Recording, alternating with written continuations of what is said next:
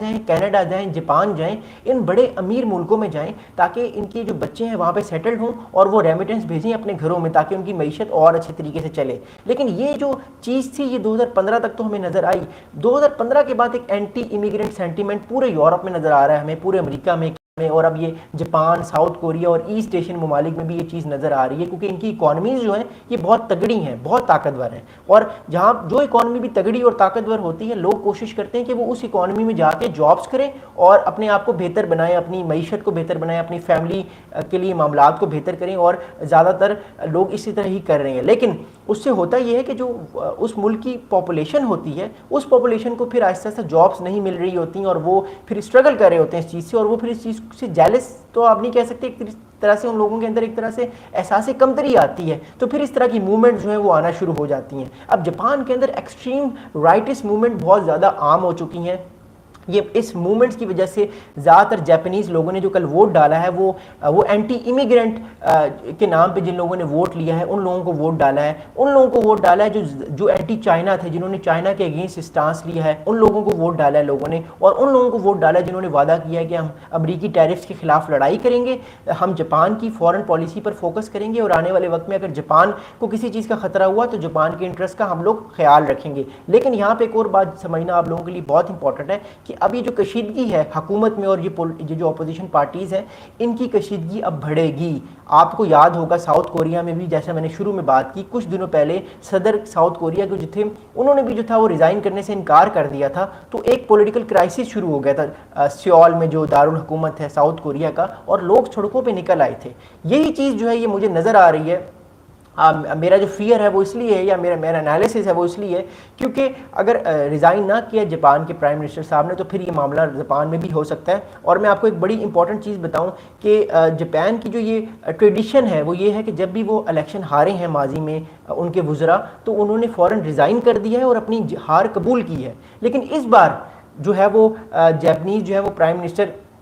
شیگورو ایشیبا صاحب نے جو ہے وہ اپنی ہار تسلیم نہیں کی، بلکہ انہوں نے یہ کہا کہ جو میں ہارا ہوں، میں مانتا ہوں میں ہار گیا ہوں، لیکن میں ریزائن نہیں کروں گا کیونکہ 3 بڑے مسائل جو ہیں وہ جاپان کو اس ٹائم، ان 3 بڑے مسائل کا سامنا ہے. ایک تو امریکی ٹیرفس کا سامنا ہے ان کو جاپان کو، پھر مہنگائی کا سامنا ہے جاپان کو، اور تیسرا سب سے بڑا جاپان کو جو مسئلہ ہے وہ مسئلہ یہ کہ ایک کلائمیٹ کرائسس ہے، جو نیچرل ڈیزاسٹرز آ رہے ہیں جاپان میں، ارتھ کوئک اور فلڈ وغیرہ آ رہے ہیں، اس سے اس نے جاپان کو بچانا ہے. تو بیسیکلی جو پولیٹیکل لیڈرز ہوتے ہیں وہ اس طرح کی جو باتیں ہوتی ہیں ان چیزوں کو لے کر چلتے ہیں تاکہ وہ اپنا پولیٹیکل نیریٹو بنا سکیں، اور اگر وہ ہار بھی جائیں تو پھر جو ہے پھر بھی وہ اپنے آپ کو بچا سکیں، اور پھر بھی وہ کہیں کہ نہیں ہم نہیں ہارے، ہم جو ہے وہ ملک کو بچانے کے لیے،